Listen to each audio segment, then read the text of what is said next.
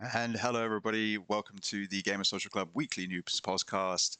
We are recording on Thursday, the 12th of June, 2025. It's another Thursday evening here in the UK. And I am your host, as always, Harry, aka Knavish Crayfish. And it's just a trio this evening. Adam is taking the week off, or at least today off, certainly this evening, for himself because he's been working obviously tremendously hard. We all have been over this last, well, not even half a month. Oh my goodness, it feels so much longer. Yeah, of course, we've been covering all of the showcase and everything like that, and Adam was certainly leading the charge on that. I think, as a team, wrote over 70 articles by the end covering the event, or events, and a lot of the summaries in particular of the showcases were handled by Adam. So he did a tremendous job and undertaking doing all those. So yeah, well earned. But with me, of course, that means I do have no empathy, only daggers. It's Lady V. V, how are you doing? I'm very well, thank you. I have recovered from the weekend for the showcases and other weekend activities. So I'm excited to be back on the podcast chatting about games. Excellent. Good to have you here. And we now have the recently Steam Deck verified Mark, aka We Woke the Hive. How are you doing, pal? Hey Harry, hi V. Really good to be here. Also, it was a very tiring weekend covering all the showcases, but also give us so much to look forward to over the rest of this year and next as well. So look forward to chatting all about that and my little toy as we get forward with the podcast today. Yay, there it is. Exactly. Yeah, we're definitely going to talk a bit more about that. It won't be the only handheld we'll be talking about today. Indeed, this episode I think is going to be handheld focused, predominantly anyway. But of course, before we get into all that, we have our rigmarole. So yeah, of course, we are the Gamer Social Club. If you are new here, hello, hi, welcome. And of course, if you are a returning viewer or listener, hey, good to have you here. We are a website that covers video games in all its many forms through news, reviews, interviews, previews, guides, editorials, and whatever else we can think of. And this is our YouTube channel with our weekly news podcast, which you're watching right now. If you've stumbled across it and you happen to enjoy it, or if you're watching this like a regular show, please consider leaving a like and any comments you have or any feedback, any questions, whatever it might be, yeah, drop it in the comments below. And yeah, if you'd like to see more content like this from us, then consider subscribing to the channel.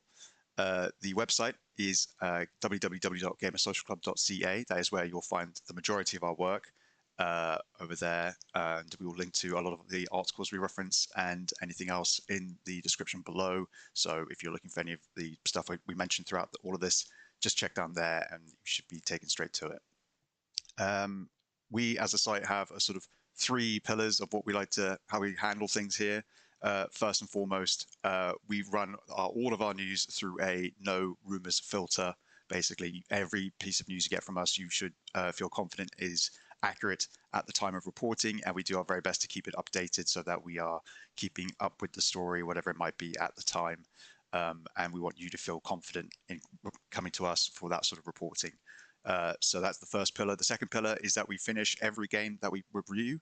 That will be reaching credits or doing as much as we physically can in a game that maybe doesn't have a de facto ending, as it were. Especially if a game may have like multiple endings, we may not be able to see all of it or whatever it might be. But we'll always do our utmost to cover the vast majority of a game before reviewing it, so that we can give you a full in-depth review of a game. And lastly, we are a grassroots independent site. This is all driven by our own passion and wanting to share our love of the games with you. And so, yeah, any support is obviously appreciated, and that really just comes down to you, doing all the things I just mentioned, visiting the site, reading our articles, leaving likes and commenting and subscribing here, and in general, just sharing, anything that you like that we make with anybody else that might be interested. And of course, we are then on all of the social platforms. We are on Twitter at gamer_s_c, and on Threads and Blue Sky at Gamer Social Club. And we also have a Facebook page, and we also have a YouTube Guides channel as well, which you can find connected to this one. And finally, of course, the three of us and Adam all have our socials generally in the description below. So if you're looking to follow any of us or the site or anything like that at all, just look down there and you'll find it all. And with that, I think we've got the rigmarole out the way. Yeah, we can go straight into our usual, first proper segment, which is what we have been playing. As far as that is concerned, I don't have a great deal to bring to that, unfortunately. I am currently under embargo for something I'm reviewing, so I cannot talk about that, sadly. Everything else is either, more Expedition 33, because I always am. I will never get enough of that game. It is like a comfort to return to, much like how it used to be for me in games like Final Fantasy 7 and 9 and 10 growing up, where I could quite happily just put on the game, visit one of my favorite locations, and just have the music of that area on in the room as I did other stuff. Like it was a soundtrack to my life in a weird way, and it's very nice. Now, of course, I could just put it up on YouTube. Back then, that wasn't an option. But yeah, that unfortunately means that I won't be sharing anything this week. But I do know that V has stuff to share. Mark, before we get to V stuff, do you have anything you want to bring up and chat about beforehand? Yeah, thanks, Harry. It's been a bit of a quiet gaming week for me, but the key thing just to what I want to shout about here and reference to on the site is my review for To a T. So I've talked about this a couple of times on the podcast before now. It's a little indie game from the creator of Katamari Damacy, and recently launched onto PC, Steam, Xbox, and Game Pass. Little indie title, little adventure game. I've talked about it quite a few times on here before, but my reviews on the site, minor spoilers, it wasn't the best time I've had with the game recently. It felt like it was a really missed opportunity.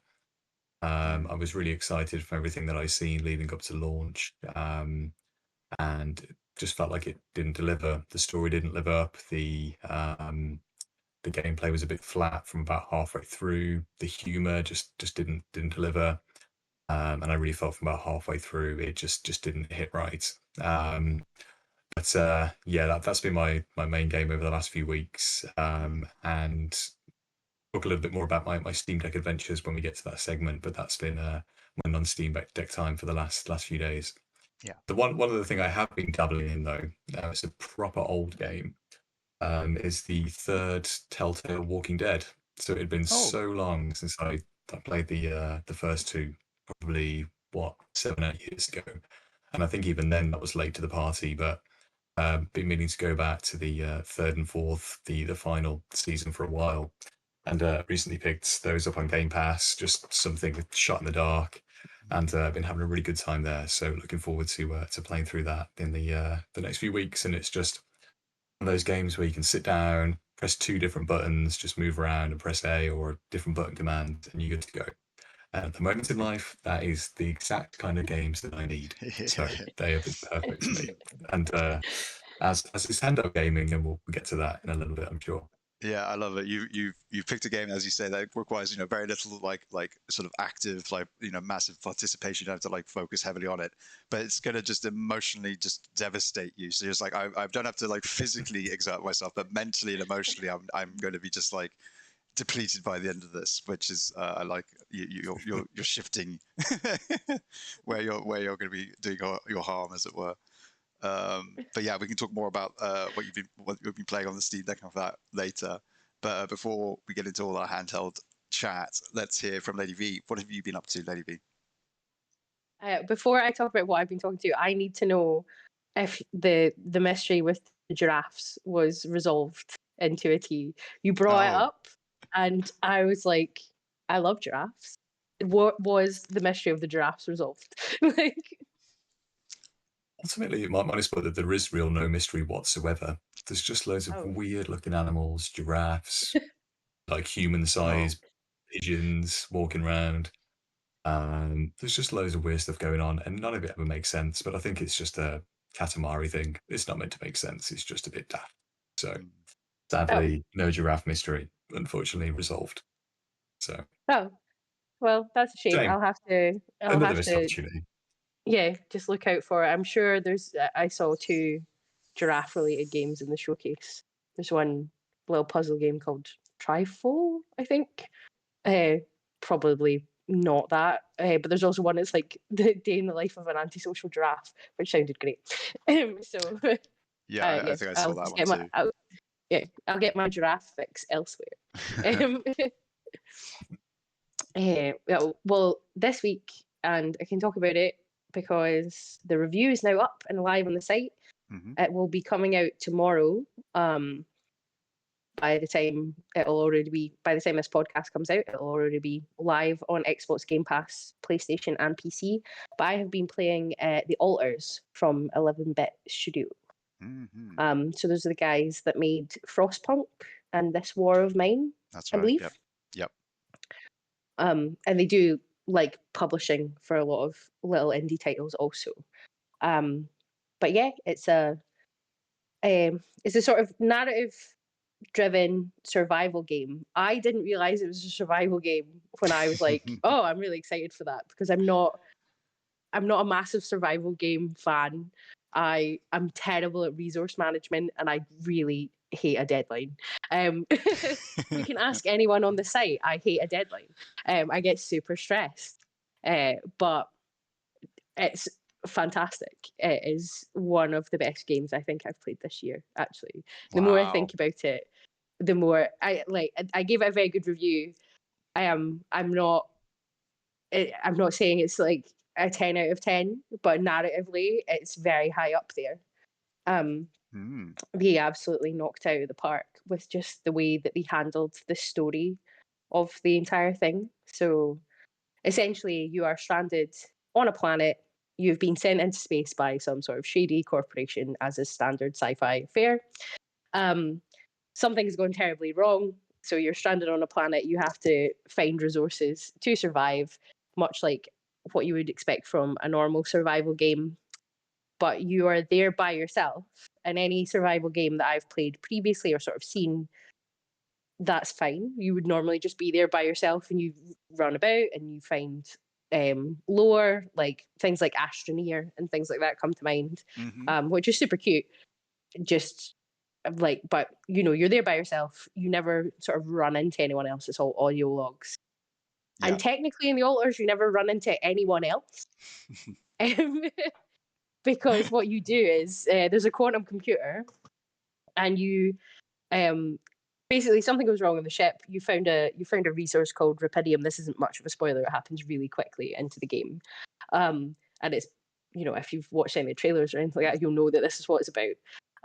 But yeah, you found this resource. Something goes wrong on your base that you have to move around the planet on. And you have to make a clone of yourself in order to help you fix the malfunction. But they're not actually a clone. It goes back through all of the significant memories of the main character's life. And then you choose a point where you could have made a different decision and it makes like a branching path. And you make a different version of yourself who made the different decision. So Which like is multiverse kind of stuff as opposed to cloning. Well, it's like a blend of the two, isn't it? yeah, because they are made out of there's actually like a sort of plot point to it in the fact that they are made from your DNA. So one of them wears glasses, and when you wake him up from the room called the womb, because obviously it's called that. Of course, yeah. He did something else. He did his PhD or something like that when he finished his university. So he's the scientist Alter, and he immediately knows that what has happened to him because he's done research on the rupidium. Because essentially, like the way that it works is somehow you all did branching paths, but you would have all ended up on this mission. And I won't really go much into that because that then would go into sort of story spoiler territory.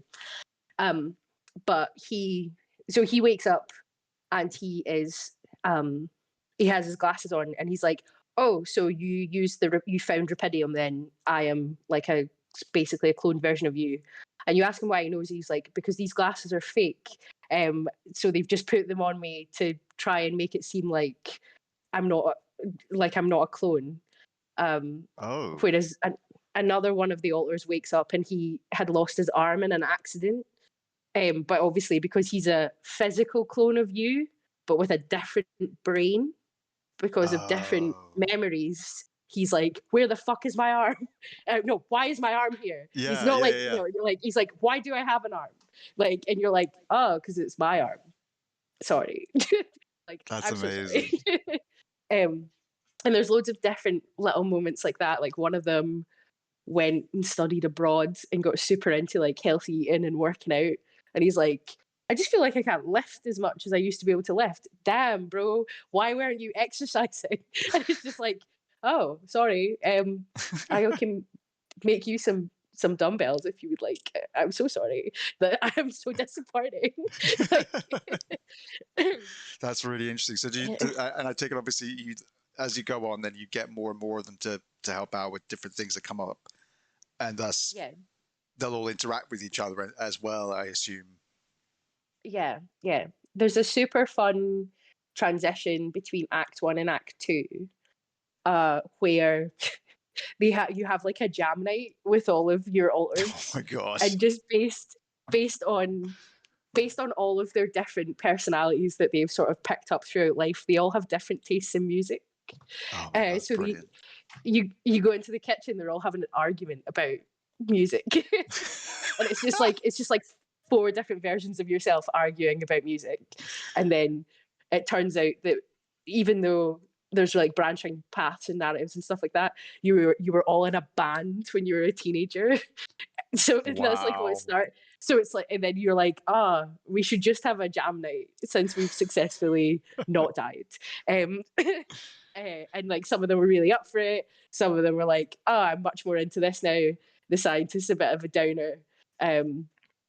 So you can be like, but you get them all together. It's like a sort of scripted moment, but you get them all together to like do a little song, which was super fun. And I got so attached to all of these random little versions of my own character, because you're like, oh no, that does suck. I'm so sorry. I'm so sorry that happened to you. It didn't happen to me, but there's also things that happen to you that also suck.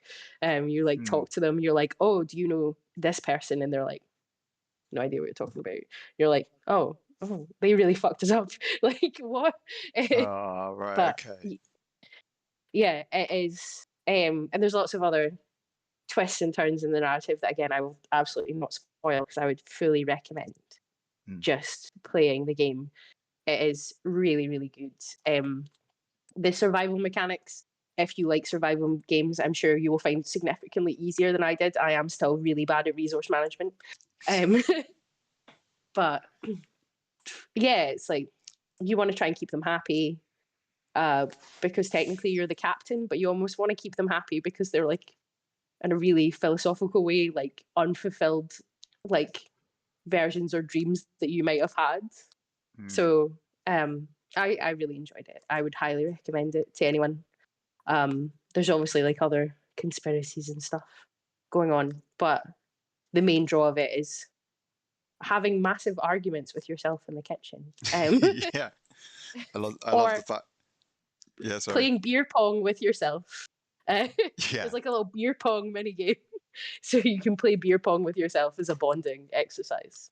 I love that. Yeah, I think that's brilliant. I would highly recommend it. I love the fact that whichever universe that character comes from, he's always in the kitchen at parties, regardless. Like that's where you'll always find him in every version of the universe. Yeah, absolutely. I mean, potentially there's something to be said about the overall narrative of nature versus nurture, and it definitely goes much more into the nurture part of it than the nature. It's like it's the decisions that you make that make you who you are, rather than how you're born. But it's funny that they all have some things that are very specific to the overall all of them, whereas the rest of it is being their personalities and their skill set and stuff like that is completely determined by their life choices rather than just the fact they were born as that person. But yeah, super good. I'm pretty sure. Well, it's definitely come to Game Pass, and let me just check it. Will Steam tell me how much it costs? Probably not, because it is in my Steam diary because we did get a code for it. But it's not overly. It's under £30, which is Oh, good. It's okay. also looks fantastic and it runs really well on my PC also. So yeah, if you have Game Pass, check it out. If you don't, I think it's definitely worth the investment. Question on the stories, V, because that sounds really, really interesting. I read your review earlier as well. Like the stories of the kind of iterations, for want of a better word, of yourself, are they kind of procedurally generated based on the things that you do, or are they kind of scripted in the game? No, they're definitely scripted. So yeah, there are definitely bits. There's like the choices that you make mean that the stories can go in very different ways. I'm not going to say that there's sometimes when games say there's moral choices and there's consequences, and then it happens and you're like, that didn't really seem like it made much of a difference. No, there's a lot of things that happen and it's like, oh shit, I should have made a completely different decision here, or no, that was the right thing to do. So they're not procedurally generated. It's just very well written branching narrative, which I prefer to procedural generation, I would say. And that's also 11-bit sort of modus operandi, because Frostpunk and those sort of games, they're all about all the decision making and consequences that come with those. Like those games are just like obviously a lot of people will talk about something like Baldur's Gate 3, which is another great example of that, such a sort of reactive living world. But when you get into something like Frostpunk, which may not be as impressive in other elements of it, say because it's not doing the same type of game, it's much more of like a sort of management type sort of game. But the level of depth is astounding. So it makes sense they would make it something like this, but also it's very cool that they've gone for something that is so kind of different from what they've done in the past, and seemingly pulled it off, because obviously your review is glowing, but also a lot of other people's are as well across the media, which is very cool to see. The one thing I wanted to make sure we covered as well, real quick, because you mentioned the having to move the base, but didn't say like why or how and that sort of thing, like any of that sort of stuff. I just wanted to like make sure we covered that, because I think that's quite an interesting detail as well. Okay, so when I first read the review guides and stuff like that for it, because we do get review guides for things also to say what we can and can't talk about.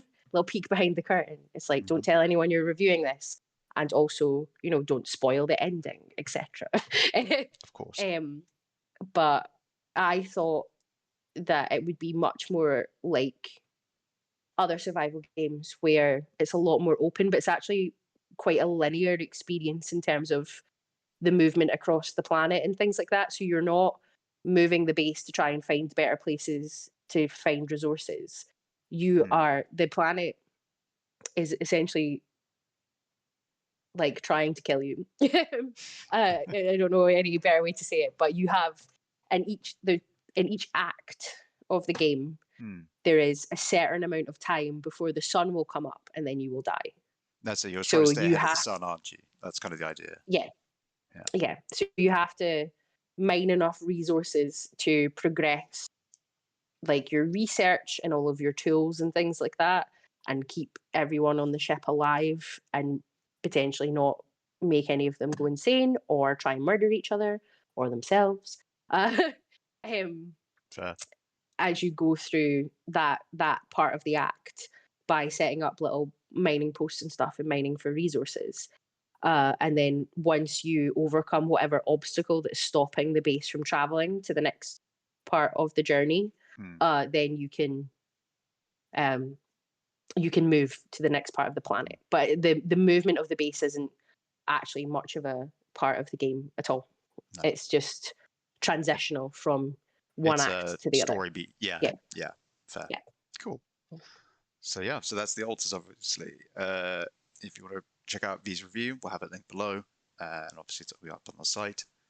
But yeah, I think we'll now move into the main portion of the show, where we'll be talking a lot about handhelds.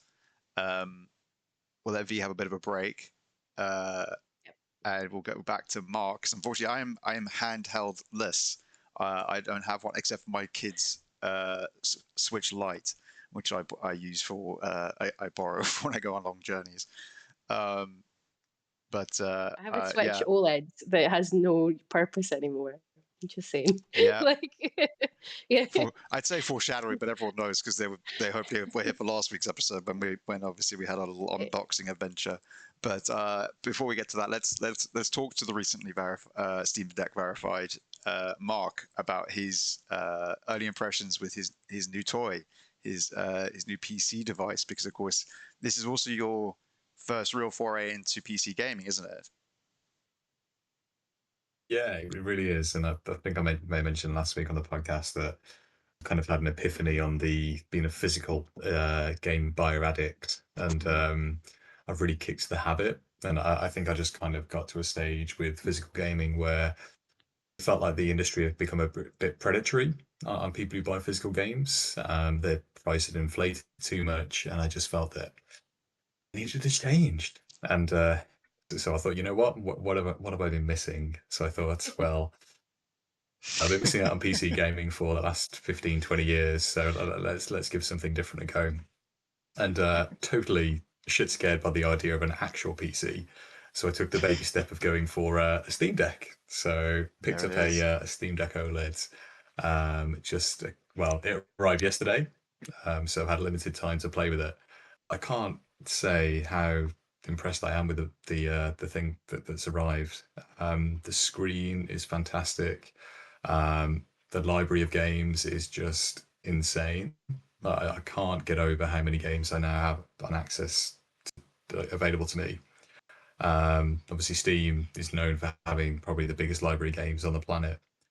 I'm able to get my GOG and Epic Games libraries up and running on here. And as somebody who can just about run Excel and Word, I was pretty impressed with myself because that Nice. seems it was really quite straightforward. But playing games on it, obviously that's the main thing to talk about. Um, what I wanted to really test out with the Steam Deck is kind of what's its capabilities and what can I actually get on here that what games can it run? Mm-hmm. So I've been playing through a few different demos. Then there'll be a few things coming. The demo disc website from this. Mm-hmm. Mm-hmm. The first thing that I checked out was a game called Platypus, which is a game I've covered on the site before. And they've got a demo out during the Steam Next Fest, and this is a remake of Claymation. I think I'm saying Yep. that right. The Mm-hmm. shooter from the 90s that's been brought back and totally rebuilt. So we got to get hands on with that at London Games Fest and to play the demo on deck's been really good. And please go and check that out during Steam Next Fest if you've not had the chance to. Also had a chance, the other demo I've been playing, which has impressed me 10 times or more, is the Stellar Blade demo. So obviously Stellar Blade's just made the jump over to PC after being on PlayStation since last year. And you know what? Super impressed. It's Yeah. not kind of a 60 FPS 4K experience by any means, but it was never going to be. Mm-hmm. But the game runs well. It's kind of running somewhere between like a 30. It's a 30 plus FPS kind of game. The resolution's solid. Combat seems smooth, and for something that's running on a handheld device, it looks fantastic.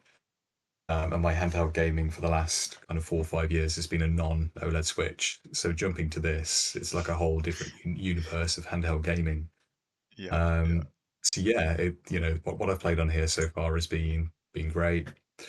Um, Again, I can't get over the cost of games. And coming from that physical gaming addict background, this is just insane. Mm-hmm. Going from spending £45 a time on a limited run game to getting 12 games for like 15 quid, I think I got on the day that my Steam Deck arrived.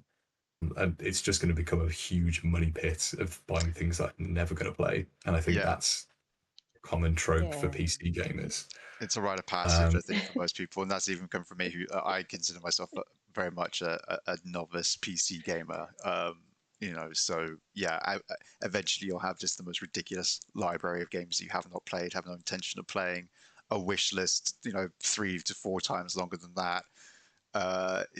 It'll get pretty absurd more than likely. I have an intention of playing all of my Steam games. How dare you? Once someone cracks the secret of immortality, or I am able to clone myself, I will finish my Steam Deck library. Nice. Like, Yeah, that's it. Just have lots of clones of yourself playing on many different Steam Decks across your library. yeah, just me on the PC coordinating all of the clones. Like, Love it. We can have a full episode when none of us are here. It's just four versions of you all chatting about games for us. oh, good lord, no. The authors. Yeah. So okay. So obviously, literally only like 24 hours since you've obviously got this thing, and it is obviously funny that you got it during Steam Next Fest when all these demos drop, and there'll be more than enough sales then they'll follow on afterwards that you'll pick up games in. But with now having this handheld device that gives you so much more, it would seem, than what you had previously, do you see yourself using this as a predominant method for like just your regular casual gaming, or do you see it more as like, I will always intend to try and play something on my preferred console, Xbox in this case, but and thus the Steam Deck is actually used more for like when I get codes for Game and Social Club stuff and that sort of thing, or when it's a PC game that's not out on Xbox but I really want to play it, so I'll get it on Steam. How do you feel right now? Do you feel yourself already kind of going like, oh, I could see myself picking up games I intend to spend a lot of time with on this over the Xbox? I think probably all of those things, to be honest. And I think Xbox will stick to be my main console. It's where my friends play. It's where my big library is. It's kind of where I enjoy playing. And the controller, the Xbox Live service, it's just kind of what I enjoy. And I think having access to Game Pass just gives me something new all the time. And I think that's kind of where my friends are going to stick. So I think that will always be my main. But I think this ticks a lot of the boxes that you said, Harry. I think this opens a whole new opportunity of games that I've missed. I think, PC games going back 5-10 years, which are classics, which I've never had access to. I also think it opens up lots of kind of 360 era games that I've missed. The thing that I played most on here since it arrived was Batman Arkham Origins, which I paid about £2 for. So that's running at like 60 FPS, and if I play the 360 version, it definitely wouldn't be. No way. So it's going to give me an option for an enhanced version of a really old game that I missed back when. Also, I have a PS4. Never intended to buy a PS5, and probably now won't bother. I know this is not going to give me the kind of full PlayStation experience, but I think being able to play a PlayStation game 6 months later, handheld, just chill, I'm kind of fine with that. I can live with that if my home gaming time can be in front of my big screen with my Xbox, but all of my other kind of supplementary gaming time can be with this, and eventually a Switch 2 whenever I can. I think that pretty set for quite a long time with this thing. What is it? 18,000 games, I think somebody mentioned on the podcast were added to Steam last year alone. Yeah. So I think there's going to be plenty to eat good with on here. But I don't know if Jeff Keighley watches the podcast, but he definitely stole our bet about 18,000 games launching on Steam at the start of Summer Game Fest. I was on the train and I was like, we're watching you, Jeff. Jeff, we know you watch the podcast. Hi, Jeff. No, but yeah, I think you're right. And again, like, when you travel for work at all, or do you work from home? And when you travel, are you driving? Like, do you have options for using it on the go, which is obviously like something you might want to do on the day-to-day? I used to travel all over for work, and it's not something I do as much by any means anymore, but this will certainly be packed for the trips should I be away again. But I think kind of just handheld gaming just suits kind of the adult dad lifestyle quite a lot. If you're sat in bed with the family on a weekend morning, or just chilling on the sofa, wife wants to watch something, you've got a really quality handheld gaming device in your hand, and she can watch I don't know, Love Island or some other crap, then this is like a perfect distraction. So I feel like I've made a really good decision with this. Also, a really good decision for kicking the physical habit, but that's a financial benefit too. But Absolutely, yeah. yeah, definitely, really, really impressed. I mean, I know these things are not new. They've been around for a few years now, but as a first dipping the toes towards PC gaming future, this could be a way to get me on board, I think. Yeah. Um, I think that one, Oh, sorry, Marco.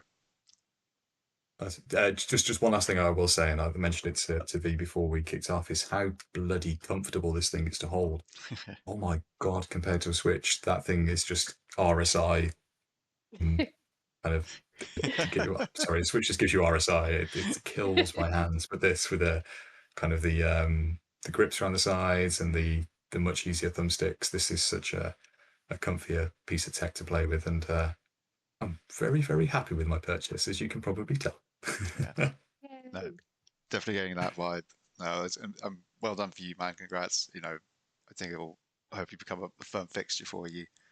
But yeah, it's as you say, open up lots of opportunities for new gaming and stuff like that.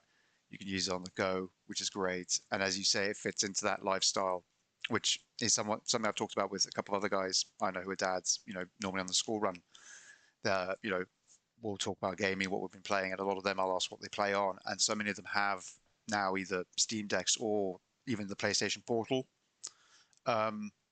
which gave them at least the same level of flexibility when they're at home, so that if the kids wanted to play something on the console or wanted to use the big TV to watch something, he could just go and use his PlayStation Portal on the sofa somewhere and just relax.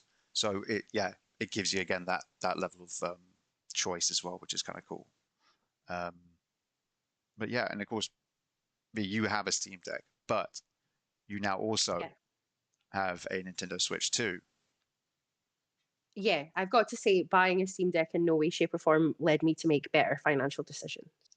But I don't think that's why I bought a Steam Deck.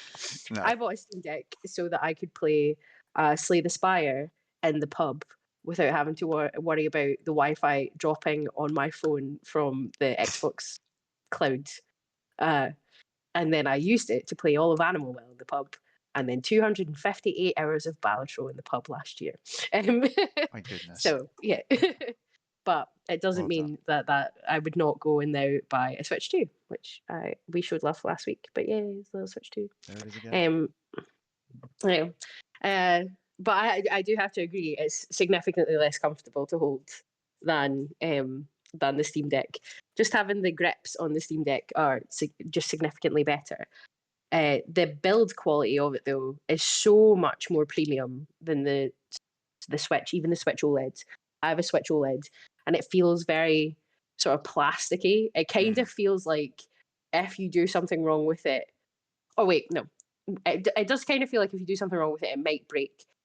But also, it feels like it was made more as a jumping off point for either cheaper gaming or that transition point between a handheld and a home console. I had a Game Boy, like an original Game Boy, when I was a child, and it was a long time ago, but it was like super chunky, super plasticky, not necessarily the most well-made thing in the world, but you sort of you give it to kids because it's not overly expensive. No. They might not break it, whereas they could break the Nintendo 64 by continually pressing the eject button, etc. Yes. And the Switch, the original Switch, now that I've held the Switch 2, feels a little bit more transitional to that. So it's it's that between the 3DS and something that is more luxury, more premium console, which I think sort of matches the price point of the Switch 2. But I've got to say, I mean, I wouldn't say I prefer it to my Steam Deck, but again, it's not supposed to necessarily fill the niche of a Steam Deck. It's providing a different service.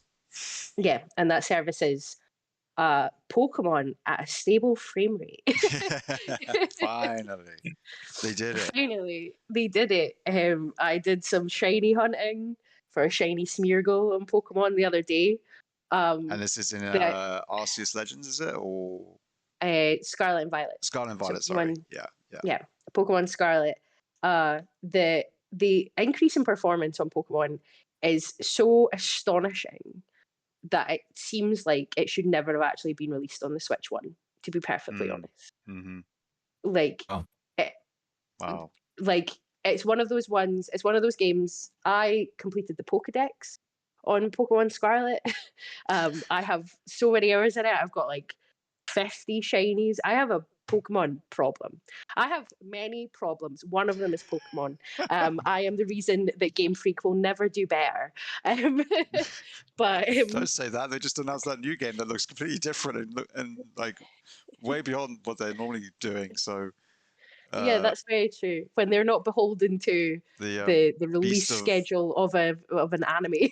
Yeah, absolutely. When they're not expected to churn one out nearly like one a year almost, sort of thing. Yeah, no, what was it called? Beast of Reincarnation is that game that I think Adam mentioned on the weekend episode, possibly. But yeah, sorry, continue. No, you're fine. You're fine. But yeah, just I played so much of Scarlet on my Switch OLED. I do think it's like one of the best stories that Pokemon have ever done. Well, I've done in recent years anyway. But there was so many times when I was playing it, I was like, there's just so many visual glitches. Sometimes it just chugs along at like fucking 15 FPS. Like, there's times I think that I had an issue with like a memory leak at some point. It would like wipe your save data. There's issues if you obviously because Steam does this sort of not Steam. Your Switch does the suspend feature. So if you switch it off, the game sort of runs in the background to just come back on. If you do that with Scarlet and Violet on the OLED or on the Switch One, at a certain point the game will just slow down to the point that it no longer functions and you have to reset the game. Wow. So they give a half-life that runs down to every time. That's mad. Yeah, no, absolutely. But on the Switch 2, it runs like an absolute dream. It's stable, full 60 FPS. There's Pokemon everywhere, not just like 12 of them that just pop in right before you see them. You're like, shit. Like the animations, the animations actually like function. Like it's amazing. Wild. And it just sort of made me think when I was playing it the other day, I was like, oh wow, I really just let myself be convinced that this was acceptable when it was absolutely not. So I'm looking forward to Legends ZA. The fact that that's coming out on Switch 1 and Switch 2, if it runs anything like Scarlet Violet or even Arceus, which was pretty sluggish, I genuinely think it should be a Switch 2 exclusive. And I don't mean that in the terms of like, I think people should have to go out and buy a new console to play games because I know that the Switch 2 is expensive. But the performance of games on the Switch 1 compared to the Switch 2 is like night and day. And I feel like they dragged the lifespan out of the Switch 1 to a point where they are releasing games for it that the thing cannot handle. Which is not ideal.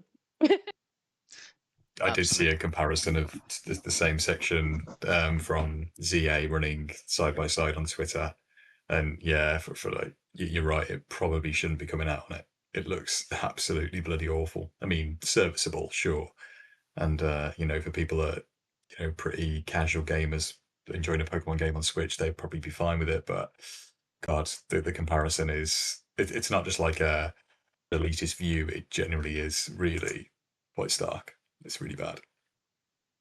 Yeah. I think I'm not generally someone who's like, I prefer to play 60 FPS just because I've had a PC for a long time. I do think you get used to it. But if a game's like this, it's capped at 30 FPS, that's fine. Because as long as it's a stable frame rate, the problem that a lot of things have on later release titles on Switch 1 is not the fact that they run at a lower frame rate is the fact that the frame rate is not stable. So if something's jumping around between like 24 to 30 constantly, it's so choppy. And also the game just lags. Like, it's not even the frame rate, like everything lags. It takes like 2 minutes to open the bloody map on Pokemon Scarlet on the Switch. You're just like waiting. You just press the button and the game's like, give me a minute. Go make a tea. Give me a minute. It'll be fine. Sandwich. Yeah. Oh no. Well, I'm glad to hear that's improved, at least obviously on the Switch 2, which is what you'd hope for. And hopefully then, even though the next Pokemon game is going to be released across both of them, that the Switch 2 version should still run as well as the I have no doubt. Yeah. Yeah. But still. Yeah. Sorry. No, not at all. But you've obviously been playing that then. Have you had a chance to try out anything else? Did you pick up any games with it? I.e., obviously Mario Kart World. I've been playing Mario Kart. Yeah. Of course. Of course I've been playing Mario Kart. Like, and how are you finding that? Yeah, it's super fun. It's Mario Kart. Mario Kart's always super fun. Mm-hmm. I think I mentioned it briefly last week. I would not have paid the price for it if it was not bundled. There's a lot to be said about the fact that Xbox have now just come out saying that Outer Worlds 2 is also going to be £80. And it's like that game that starts off by making fun of corporations for commodifying things. Damn, that's the one you're launching with. The anti-capitalist game is the most capitalist game. Yeah. Read the room. There's it has the disadvantage. Mario Kart World has the disadvantage of being compared to the full all DLC version of Mario Kart 8 Deluxe, which has like 96 tracks and everything like bundled into it. Obviously World doesn't have that, but it does have the new Knockout Tour mode, which is super fun if and when you guys get a Switch 2. The Knockout Tour is the most fun I've had playing Mario Kart in a very long time. It's like you drive between the tracks and you have to get to a certain checkpoint in a certain position or else you're out. And it is the full carnage of being in the middle of a pack at any Mario Kart race at any moment in time, where 17 people are just being hit by 17 different items constantly. But for the entire time. Amazing. It's super fun. There are lots of blue shells for Mark to enjoy. But yeah, the only thing I would say, the free roam feature, where whilst fun, pretty lackluster in my opinion. It seems like they put some things in it, but there's peach coins you can find. Mm-hmm. As far as I'm aware, they don't do anything. You can just collect them. You just find them in little areas. They're not tracked anywhere either to see how many of them you have, which is kind of weird. There's P-switches that you can find that do little challenges, which are, some of them are fun, some of them are a little bit frustrating, but they're all just much of a muchness. It's like, get through all the checkpoints before the time, or pick up all the blue coins before the time. And the only thing they do is unlock stickers that you can't even really see on your cart once you're racing. Yeah, of course. Because they've removed all of the cart customization from Mario Kart 8. So you don't unlock new wheels or new gliders or anything like that to tweak your cart. You just unlock new carts. No, now they all change their outfits, don't they? The drivers. Yeah, and in order to unlock some of those, it's like you've got these challenges in the overworld. None of them unlock new character costumes. Oh, really? None of them. So it sounds like none of the content then in the overworld really does very much for the rest of the game. No, I think there's something. So you can find question mark blocks. I don't know if they do costumes. I've not done loads and loads of them because I kind of got a little bit bored in the overworld, to be honest, and just went back to the Grand Prix. But yeah, you unlock new costumes by either finding food items and then your racer eats them, and that'll unlock a new costume. Or if you get hit by Kamek in the race, so someone can get a Kamek as an item. And if you get hit by that in the race, that can change you into a fully different character, and then you unlock that character. But I am aware, and I'm happy to be corrected in the comments, I'm not aware if there's other ways to unlock some of the characters apart from being hit by someone else's power-up in a race, which is wild. Yeah. It also makes you lose your drift if you get hit by it going around a corner, which is dog shit. So it's like, to unlock a new character, I have to be debuffed in the race Eat a that I am bunch of shit racing. during a race. Yeah. So that I main as Toad. I love Toad. He's my favorite. I have done since the version on the SNES. And earlier I got hit by a Kamek, and I got turned into a snowman. So now I can race as a snowman. I'm not going to do that, but you could if you wanted to. And a lot of those characters also, they don't have any cosmetics or any. So you can pick up food for them. It just gives them a boost. They don't. The penguin can't have a hat, and I'm like, why would the penguin not have a hat? It just doesn't make sense to me. Yeah, I know some people have been thinking it's really cute with some of these characters like the cow and stuff like that, but they do feel like the cow can't have a hat.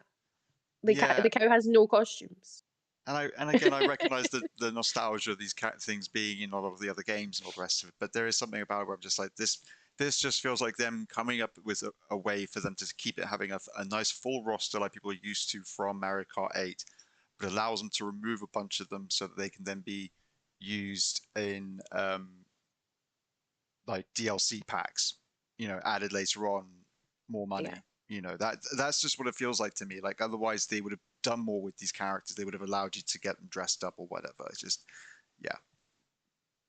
Anyone who thinks just because they charged £80 for it, that there will not be DLC packs is absolutely insane. And even if those DLC packs, if the first one comes built in with Nintendo Switch Online, which they did as the first DLC pack with Mario Kart 8 Deluxe, you would still have to pay a subscription to access that content. So you're still paying for it. You're lying to yourself if you're saying that that's not cost. And then the ones after that, you had to pay a flat fee on top of your Nintendo Switch Online account, I believe. It's been a while ago, but yeah, they're not free. If you cancel your Nintendo Switch Online, you can no longer access those tracks. So it's not like they're not going to put monetization in it later. And they will have to put more tracks in. There's a good amount of tracks for the launch, but as I said, Mario Kart 8 Deluxe has 96 tracks in it. You're not going to get the same amount of longevity out of it. What I will say is a very positive of it. It looks amazing. The soundtrack is absolutely banging. They have such fun little remixes of basically every song that might have been featured in a Nintendo game ever. That's cool. I was racing earlier, and there was like a little jazzy remix of the Bianco Hills theme from Super Mario Sunshine. And cool. I was like, oh my god, this is amazing. That's brilliant. I love that. Yeah. That's very cool. And I mean, I've seen some gameplay, obviously, from other people, and a lot of what they've said about it matches up with how you're describing, especially like the lackluster, like kind of free roam stuff. But all the tracks are like brilliant. They're like a lot of the new ones are like really cool and exciting and interesting. They've done amazing stuff with like Rainbow Road and like, yeah, there's a lot in the real kind of content of this game. The real meat and potatoes of it is like still as good as it ever have been. But the kind of the extra bit around it, the fluff around it, is just kind of a bit of fluff. Yeah, should have been 65, maybe £70. Essentially, it's just it's not an £80 game, and there's no way that you can convince me otherwise now that I've played it. I don't believe that being able to find a coin that does nothing in the open world convinces me that it's an £80 game. Yeah, I'm not happy to hear about that. Not doesn't make me happy about it. I don't like collectibles that do nothing. You do get an outfit for Toad though that makes him look like Captain Toad. So I don't know, maybe it is an £80 game. Back up to £80. There you go. Yeah, there it is. Yep. We are our own worst enemy. on this sort of stuff. Yeah. What do you think, Mark? Are you interested? I know obviously got your Steam Deck, but would you be interested in getting a Switch too? Is that something you think you need? Like, are you a big Nintendo fan like that? Yeah, I've had basically every Nintendo console apart from a Wii U, but I was only one of the other.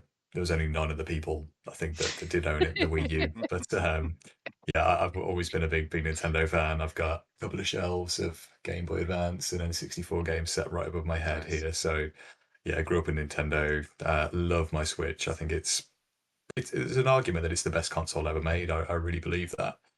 For the library and kind of the way that it kind of made games accessible in more than one way to people, I think it is a fantastic console. Totally due an upgrade, as V said, but I think it's a fantastic kit.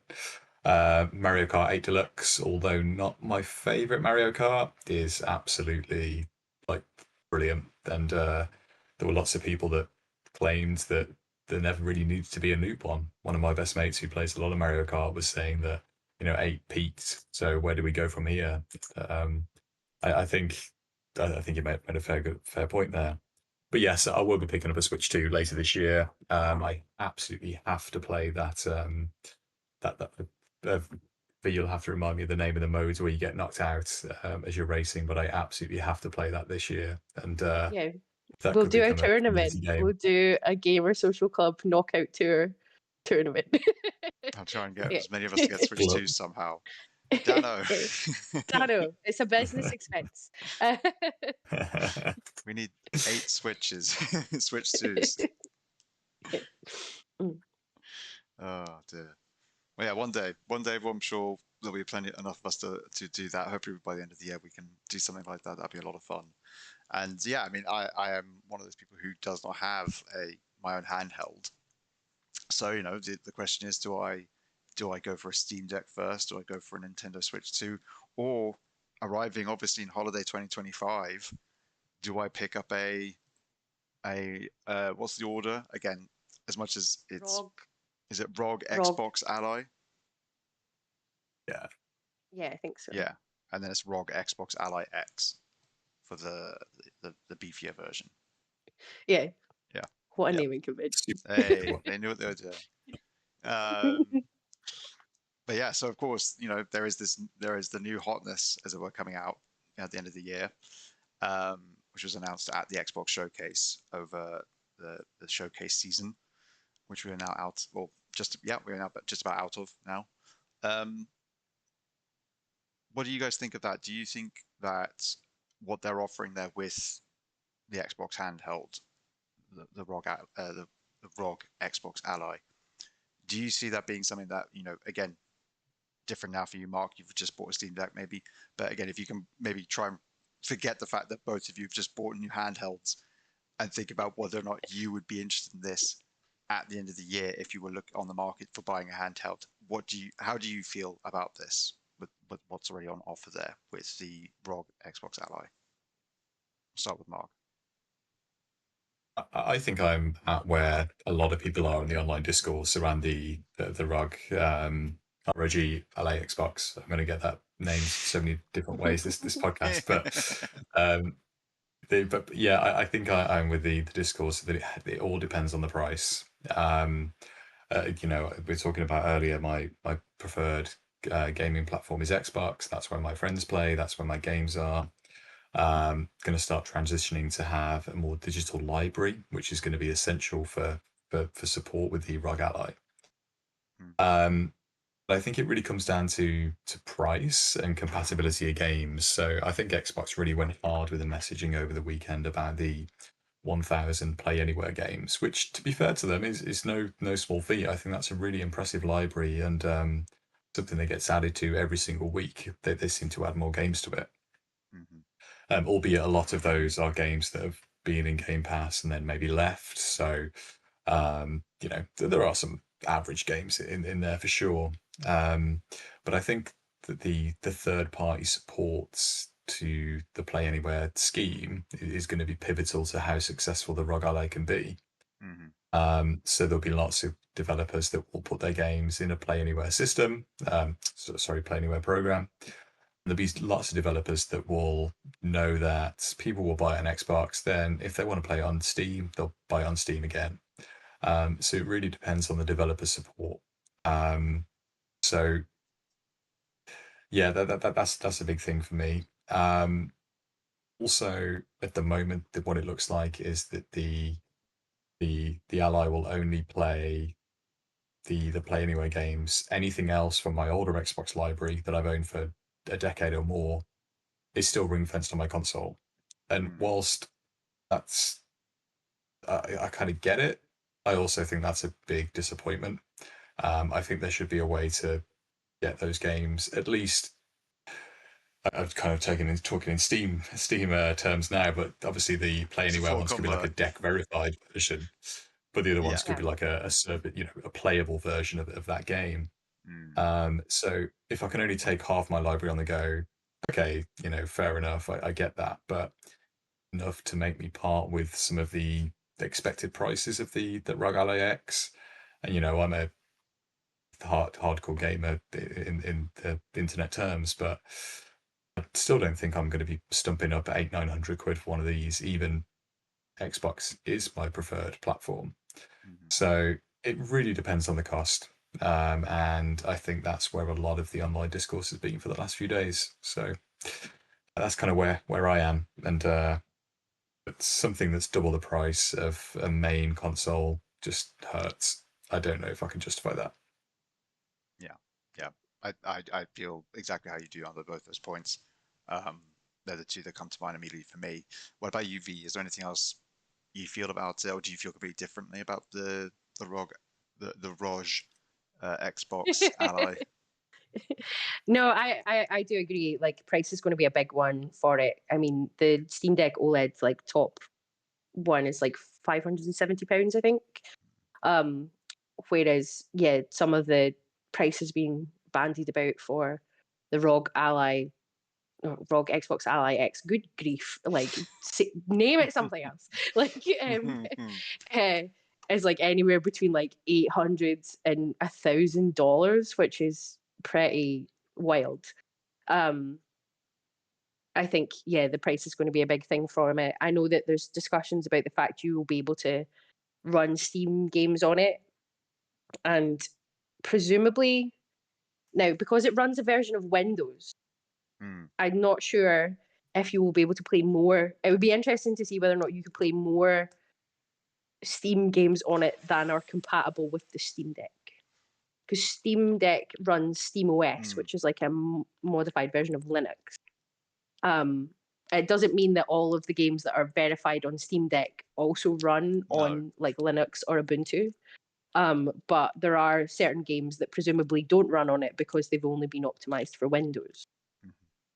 There's also a part of me, though, that it will be running like a modified handheld version of Windows 11 that makes me never, ever want to touch it, because I updated my PC 3 months ago and I still can't get the Wi-Fi module to reconnect correctly because Windows 11 has just been like, I know we see it, but I don't know what you mean. Like, and all the troubleshooting for it is just like, have you tried running the troubleshooter? And I'm like, of course I've tried running the troubleshooter. Like,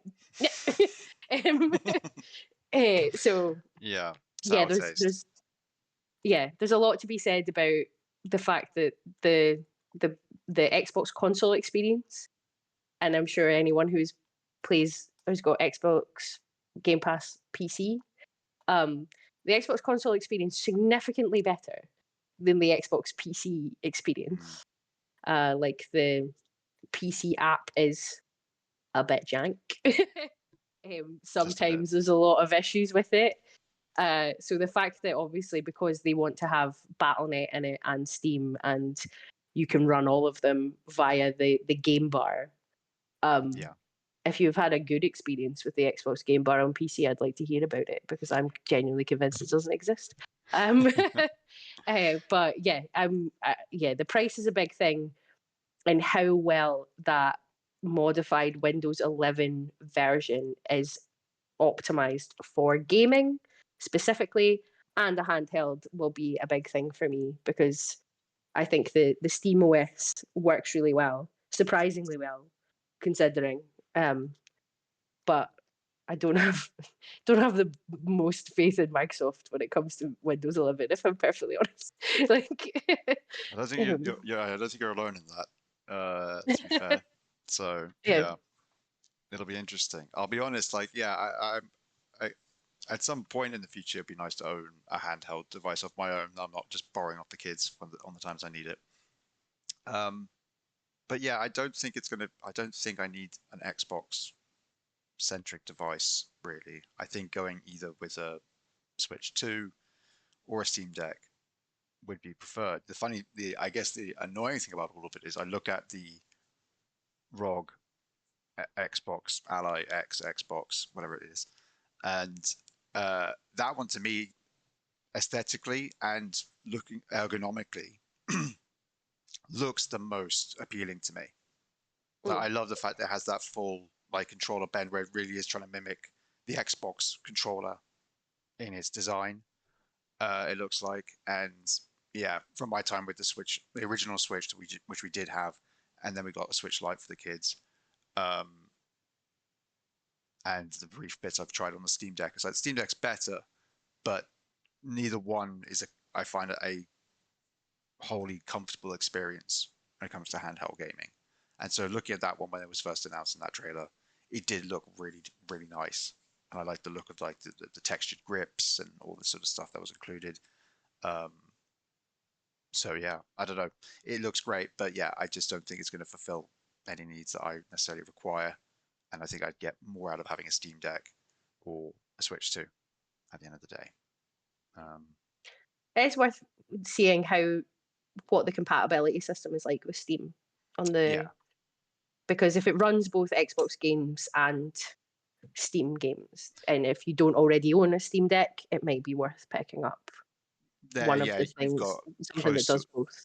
Yeah, you're kind of close to a two birds, one stone situation. Or maybe not quite, as you say, with things being slightly varied from the Steam Deck verified situation and that sort of thing. But regardless, it could. And there is a cheaper one as well, isn't there? There's like the one that runs the same processor. Is the MSI Claw? I'm looking this up at the moment on a website.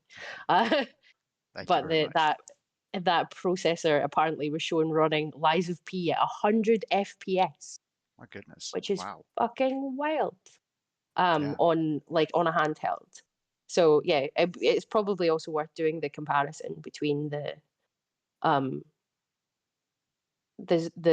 less powerful one to see that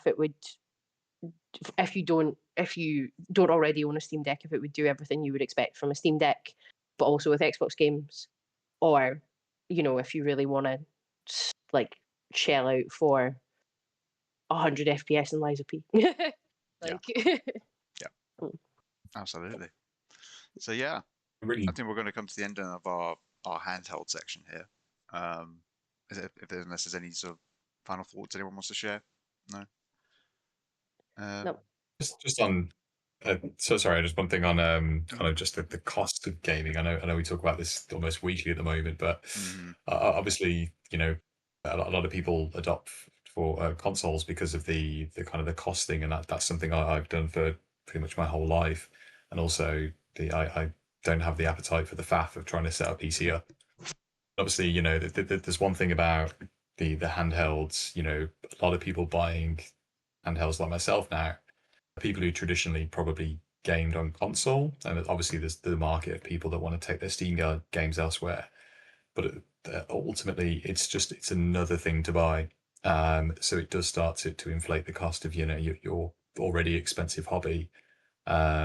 Games are getting more expensive, and then when you throw in another additional kind of supplementary piece of hardware to your mix, it starts to become insanely costly. So I think they really need to deliver this price right. I'm intrigued to see how the more basic model stacks up performance wise compared to the higher X model. But it's all mounting up as an expense, this hobby that we all love. But hopefully we don't get completely rinsed and taken to the cleaners when this thing comes out. Don't worry, the crossed. Steam summer sale's coming up. This will be your first experience of the Steam summer Yeah. sale. So yeah, you don't need to worry about the cost of hardware when everything costs like £1. Like Yeah, Steam they were Steam sales is where you really get nickel and dimed. That's the actual nickel and diming of the gaming scene. not because I'm anything's very excited for expensive. that. It's just because you're going to put 7,000 things in your Yeah. cart. Oh yeah. Like You get your money's Borderlands, worth. Borderlands 2 was free on Steam Yeah. last week. I haven't Now picked it it's up. only now it's £2.99. Oh God, Steam, you bastards! Like, Shock horror. like, Yeah. yeah. That's it. Got all that to look forward to. But yeah, I guess that will wrap us up then for our new segment. So we'll go into our final segment here on the Weekly News Podcast, which is what we are looking forward to. For me, I know there are a couple of games coming up, I guess either sort of end of this week, early next week, that I'm looking forward to. That I want to shout out, which would be Lost in Random, The Eternal Die, a new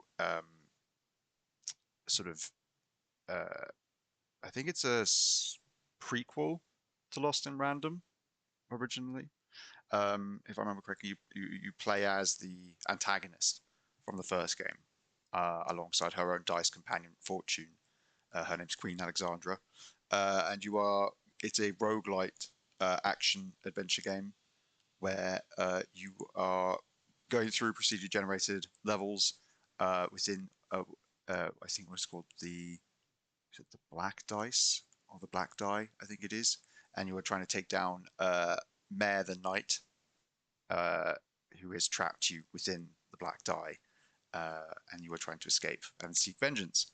And again, looks really fun, nice, crisp action, isometric kind of Hades-esque kind of action, using your dice companion to roll him on the battlefield to get certain effects to occur and that sort of thing, or hit your enemies with them. Yeah, looks really cool. Tried out the demo last month. I think we highlighted on that demo disc issue. Again, I'll find the relevant one and drop it below in the description.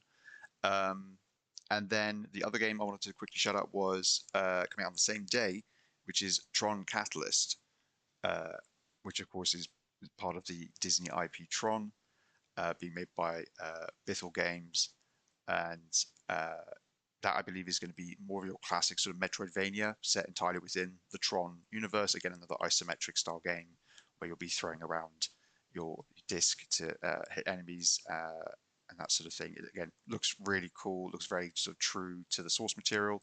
I think it's the second game that the studio's made using the Tron IP as well, so clearly building up a very good, strong relationship with Disney and that particular IP. So yeah, excited to see that. Love a good Metroidvania. And getting more into my roguelikes and roguelikes over the last few years. But yeah, is there anything you two are excited for? V, are you excited for anything in particular coming up in the next week or two? Yeah, I'm really looking forward to a game called. Wait, I've forgotten which one it is. That's coming out this week because there's so many.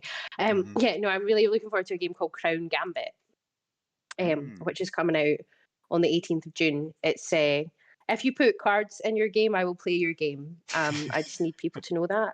If there are cards in it, I will play it. But yeah, this is not a roguelike. It is a tactical card-based RPG. And the art style is just phenomenal. It looks fantastic. And yeah, I really like something again that I can just sit down with my Steam Deck and play a lot of in sort of short bursts. And this definitely looks like something that I'll be putting a lot of hours in. But yeah, that's what I'm really looking forward to next week. Apart from that, I am just sort of looking forward to taking more of a break from doing lots and lots of reviews and stuff for the site, as I've done quite a lot this year, and just muddling through some games that I've started and not got a chance to get back around to and stuff like that. It's taking a little bit of time to myself to play things that I would like to play, but I'm definitely going to check out. Yeah, oh God. Don't talk about like Steam Summer Sales coming up. The backlog gets larger every day. But yeah, I'm really looking forward to Crown Gambit. It looks like a super interesting, super stylish game. I'm really excited for it. Very cool. Mark, how about you? Anything you're looking forward to in the next couple of weeks? So I was looking forward to Mind's Eye. However, Mm, definitely am no longer looking forward to Mind's Eye after seeing all the discourse online around it. So yeah, it looks like a bit of a mess from what everything seems to be posting around the internet at the moment. could have done our episode all about that today. See, Well, yes, yeah, we can talk about it next week because next week we will have a review for it on the site. We will do, because indeed. not just from all of the discourse on glitches and stuff like that, I have been in touch with who is reviewing it for us, and apparently it is surprisingly short for a game that is boasting about a spiritual successor to Grand Theft Auto, etc., etc., that lots Oh of people my. can add content to. Well, that'll be interesting. Well, yeah, that'll be good to add then. We can talk about that next week then. That'll be good fun. But yeah, okay then, Mark. Is there something else that's replaced it for you then? yeah. There's one game that I'm quite looking forward to that got a release date over Summer Games Fest kind of weekend. I can't remember which show now. A little indie game called Antro, which I'd featured on your demo disc Yeah. a few months back. It's kind of like a Limbo-like in a way, but it's a rhythm-based, like hip-hop music, kind of action puzzle game. So I absolutely love the demo when I played that on Xbox back in April this year. It's available now on Steam, and I think it's probably still on Xbox and PlayStation storefronts too. But that's got a release date at the end of the month, and yeah, really enjoyed the kind of 20 minutes that I had with it, and hoping to be able to pick it up for review towards the end of the month. So that's a nice little indie on the way for me. So yeah, sadly no Mind's Eye. No, never mind. Hey, but we'll still have some stuff to talk about next week with that, obviously.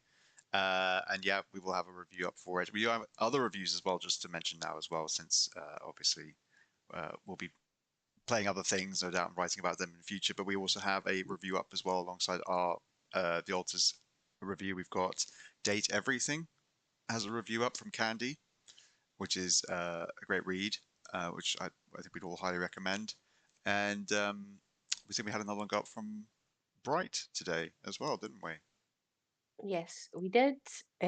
Called Idle Waters, which is like That's a little idle fishing game. So you can play it standard, but you can also like run it in the background, like and put it into your browser and things like that. So you're doing little bits on it as a sort of like she called it a perfect little co-worker.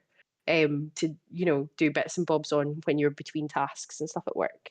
I've never played like an idle game on PC like that before, but it definitely sounds like Bright enjoyed it. So definitely worth reading the review if those are the sorts of things that you're into. They sort of become all the rage, and one of the ones that became really popular, I know, was made by the same developer who made the Metrovania Haiku, the robot, who I had a chat with many years ago now as part of kickstarting his first game. We got to chat for about an hour and a half, which was great fun. And yeah, he made one of these little sort of idle farm sim type games that sits on the bottom of your desktop. And that took off massively. And yeah, they just seem to be a fun thing that people enjoy. I guess it's sort of it's similar to having your trinkets and kitsch stuff all around your laptop and stuff like that. It just adds to the atmosphere of your working environment, or your wherever it is you're sitting most of the time, I guess, which is quite nice. But yeah, I think that is going to be this week's episode. We did also put up a review for the Lies of P Overture. Oh, sorry, yeah, that did sneak in. Yes. DLC from Koopy. Yes. So yeah, that also went up today. Thank you. Yeah, please do go check that out. And finally, actually, we would be remiss in not mentioning also Dano's article, where he spoke with the creative director, I believe, of Revenge of the Savage Planet. Yeah. And that got picked up by a couple of sites and went round, which is really great. We're really proud of his work there and the sort of stuff we got from it, and has made its way around. It hasn't quite picked up from us, sadly. I think a lot of places are sourcing it coming from GameSpot, who sourced it from us. They actually did name our site and that they did everything correctly. Just unfortunately, others haven't from them, but it is the way it is. But yeah, if you're interested in that story, please do check it out. It's talking about Game Pass and putting games onto Game Pass and their experience with it and their thoughts on it. And it's quite enlightening, quite insightful, and yeah, definitely think that's worth checking out. So again, all of this stuff, all of the different articles, all the different games, as much as if we've written about them, will all be somewhere below. So do please go and check all of that out. But yeah, unless there is anything else, guys, I do think that is going to be the end. So yeah, in that case, thank you, you two, for joining me. I don't know how many of us will be here next week. Hopefully, we'll be a full squad again. That'd be nice. But yeah, in that case, everybody, take care of yourselves, take care of each other, play some great games, and we will see you next week. Bye-bye. Bye. Guys.